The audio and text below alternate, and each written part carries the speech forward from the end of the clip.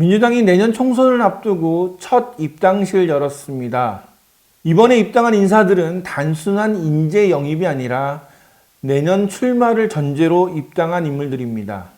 그런데 이들이 출마할 지역을 보면 민주당이 아니라 자유한국당의 텃밭 지역입니다. 소위 말하는 험지라 부르는 지역들입니다. 민주당에 입당한 인사들이 자유한국당 누구와 싸우는지 분석해봤습니다. 참여정부 시민사회 수석을 지낸 황인성이 출마할 지역은 경남 사천 남해 화동입니다.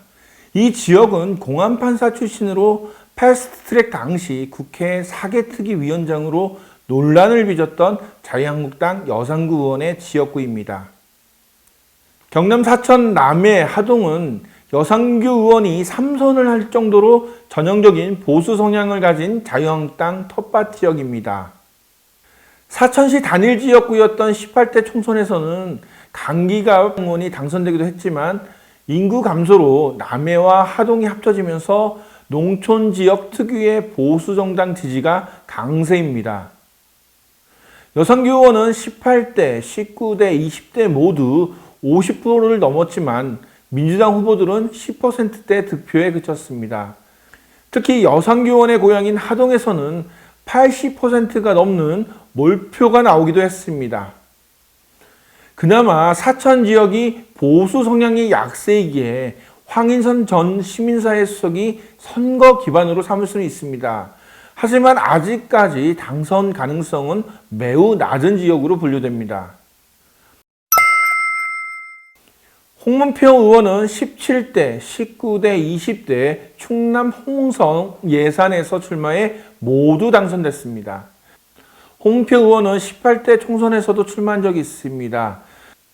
그런데 이해창 자유선진당 후보가 고향인 예산에서 나오면서 낙선했습니다.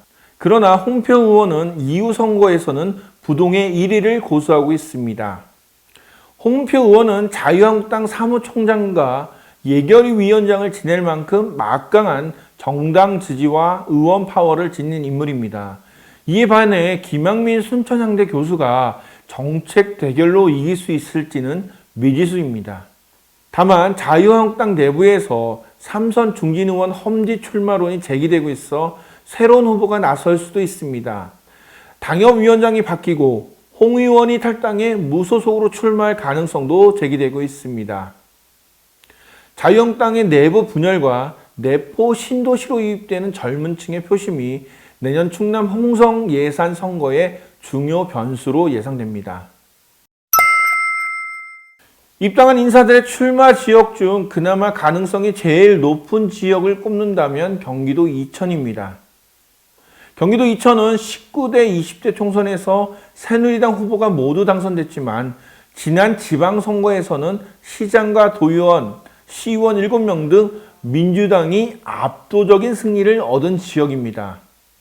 내년 총선에서 김용진 전 기재부 차관이 자유한국당 송석준 의원을 무너뜨릴 경우 민주당 강세 지역으로 바뀔 가능성도 높습니다. 하지만 지역에서 가장 선호하는 국토부 출신 의원이라는 현역 프리미엄과 보수 성향 지역이라는 강점을 지닌 송 의원이 호락호락하게 내줄 리는 없습니다. 민주당이 영입 인재를 험지로 출마시키는 것은 민주당이 어느 지역에 가도 승리할 수 있다는 자신감을 드러냈다고 볼 수 있습니다. 내년 총선은 문재인 정부 임기 평가와 맞물려 아주 중요한 선거가 될 것입니다. 민주당이 전국 정당이 될지는 아직 아무도 모릅니다. 하지만 자유한국당의 내부 분열이 계속되고 보수 통합이 실패로 돌아간다면 민주당이 아주 유리한 입장이 될 것입니다.